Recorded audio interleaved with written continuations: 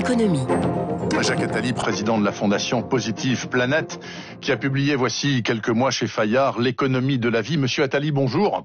Bonjour Bernard Poiré. Jacques Attali, parlons d'abord de la pandémie, ensuite on parle éco si vous le voulez bien. Les annonces de monsieur Véran hier, donc pas de reconfinement généralisé, un couvre-feu élargi pour une vingtaine de départements, ça vous apparaît comme une demi-mesure assez vaine ou c'était ce qu'il fallait faire au point où nous en sommes ?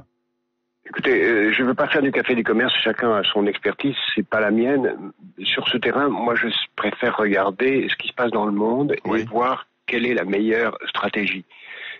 Et la meilleure stratégie reste celle que j'avais choisi de mettre en avant dans le livre que vous avez la gentillesse de citer, et qui reste pour moi le principal modèle en matière de gestion de la pandémie sur le terrain du confinement, qui est la Corée du Sud, qui elle ne fait pas de confinement mais fait des tests, des traçages systématiques et des isolements des cas contacts absolument extrêmement rapides et extrêmement complets.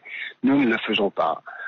On le fait d'une façon extrêmement amateur et c'est ça qu'il faudrait faire. Sur le terrain de la vaccination aussi, il faut regarder non pas ce qui se passe chez nous ou ce qui se passe chez le voisin, mais chercher quel est le meilleur cas dans le monde et chercher à limiter le meilleur cas dans le monde pour la gestion de la pandémie. Je l'ai dit, c'est la Corée du Sud. Pour ce qui est de la vaccination, le meilleur cas dans le monde, c'est Israël. Israël, qui, je le rappelle, aura vacciné toutes les personnes de plus de 60 ans le 15 janvier. Incroyable. Parce qu'ils font un système de massif et que nous pourrions faire. J'enrage véritablement de voir que non seulement nous sommes en retard sur nos voisins européens, qui eux-mêmes sont très en retard sur la meilleure méthode possible, qui est la méthode qu'emploie Israël. Alors qu'on nous dise que nous n'avons pas les vaccins, ce serait la seule excuse tout à fait scandaleuse pour justifier la lenteur actuelle, mais je ne le pense pas, je ne veux pas le penser, ce serait d'abord cacherait-on qu'on n'a pas de vaccin comme on a caché qu'il n'y avait pas de masque, je ne veux pas le croire. Non, apparemment c'est pas un problème d'approvisionnement puisque les Allemands sont fournis au même niveau que nous et vaccinent beaucoup plus vite et beaucoup plus largement. Ils ont mis en place des structures et du personnel pour ça. Je pense qu'on devrait vacciner tous ceux qui demandent à être vaccinés, point final.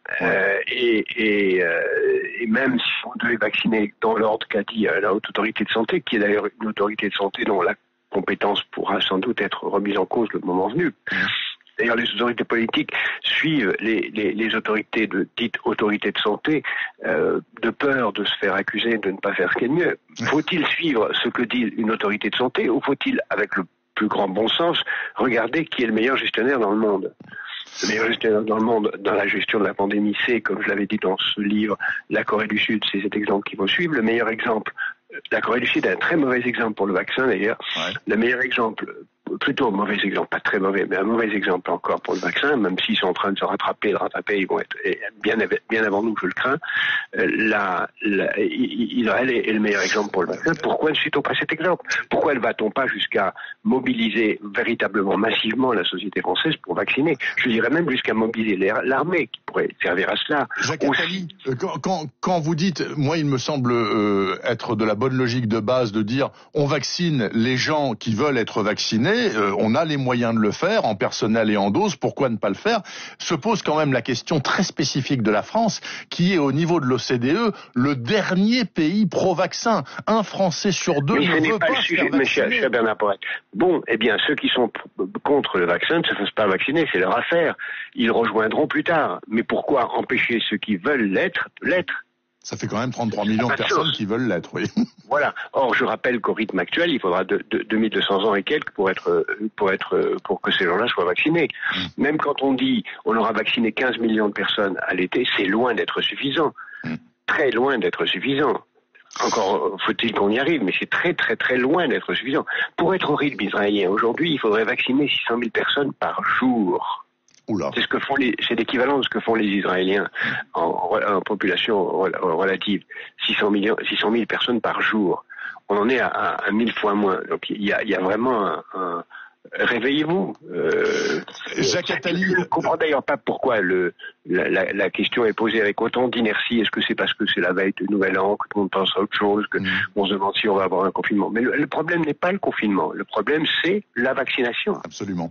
Et en tout cas, cette vaccination lentissime, donc une 50aine de vaccinations par jour actuellement en France, a été assumée par Monsieur Véran hier soir à la télévision, qui a dit « Vous en faites pas, au final, on aura autant vacciné que nos voisins ».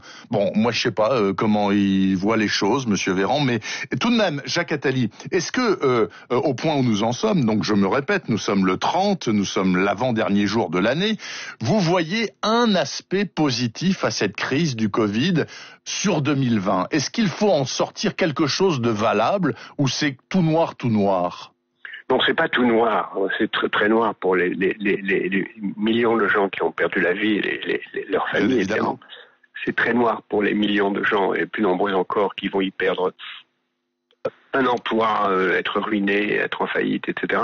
Moins en France qu'ailleurs, puisqu'on a mis beaucoup de moyens pour protéger beaucoup de gens, pas tout le monde, mais beaucoup de gens. Mais il y a eu des dimensions positives dans le malheur, qui est d'abord l'accélération du progrès technique en matière de vaccins, qui a été et qui va être valable pour cette maladie comme pour d'autres.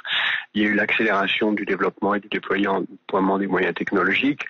Il y a eu beaucoup de manifestations d'empathie, d'altruisme, de prise de conscience de l'intérêt général.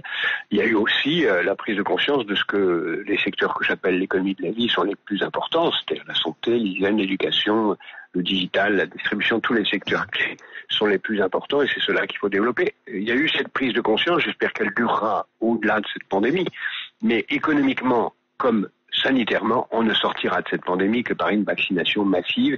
Et je ne comprends pas, non seulement qu'elle n'ait pas lieu, mais je ne comprends pas que le fait qu'elle n'ait pas lieu ne soit pas déjà un immense scandale européen, parce que les autres Européens sont, je dirais pas mieux, mais un peu moins mal que nous, mais pas plus. Cette lenteur de vaccination, alors que c'est pas une solution, c'est la solution.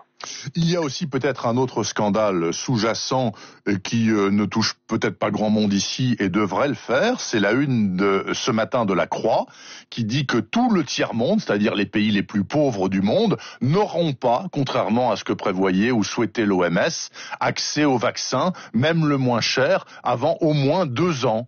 Parce que c'est les riches qui seront servis d'abord. Vous êtes choqué par ça? C'est d'abord l'intérêt des soi-disant riches que de vacciner les autres pour pouvoir avoir ne pas avoir de retour du râteau dans la figure avec cela. Je rappelle que d'ailleurs la dernière réunion du G20 qui s'est tenue en Arabie Saoudite a eu un communiqué unanime dans lequel il était dit que tout le monde serait vacciné très vite. Que la planète entière le serait, et cet engagement a été pris par les 20 pays les plus puissants du monde, donc c'est pas seulement l'OMS, comme vous l'avez dit, mais c'est l'ensemble des pays qui ont décidé cela, et cet engagement supposerait, mais c'est là encore, depuis le mois d'avril dernier, peut-être même depuis le mois de mars dernier, je dis qu'il faut se mettre en économie de guerre. Il fallait se mettre en économie de guerre pour produire des masques, maintenant il faut se mettre en économie de guerre pour produire des vaccins. Comment se fait-il qu'il n'y a pas 50 usines en France qui produisent des vaccins? Comment se fait-il qu'il n'y a pas... il est fait dans une usine en Belgique. C'est hallucinant. Voilà. Tout ça est hallucinant. Tout ça est hallucinant. Cette lenteur, cette inertie mortifère est hallucinante. Un dernier point, Jacques Attali, est-ce que vous imaginez que l'arrivée de Monsieur Biden le 20 janvier à la Maison-Blanche va changer fondamentalement la donne internationale, ou en tout cas les rapports que nous avons avec les États-Unis, nous, les Français? Oui. Oui, ça va changer beaucoup de choses. D'abord parce qu'il va participer à l'accord de Paris. Oui, il va revenir. Ce qui n'est pas un accord liant. S'il peut le faire sans avoir besoin du Congrès, c'est que c'est justement un accord qui est informel. L'accord de Paris, c'est pas un traité international au sens classique, c'est juste un accord informel et de bonne volonté. C'est pour ça que le président peut le faire américain sans l'accord du Congrès. Mais c'est un bon signe. C'est un signe de retour à la raison multilatéralisme. Mais il n'empêche, les États-Unis sont dans une situation économique et sociale effrayante, avec des inégalités plus grandes que jamais, avec des infrastructures catastrophiques, donc il aura beaucoup de choses pour s'occuper de son propre pays. Merci infiniment pour cet éclairage. Jacques Attali, président de la Fondation Positive Planète. Si on veut en savoir plus sur ce que pense Monsieur Attali, ces temps-ci, on peut lire L'économie de la vie, donc paru voici quelques semaines chez Fayard.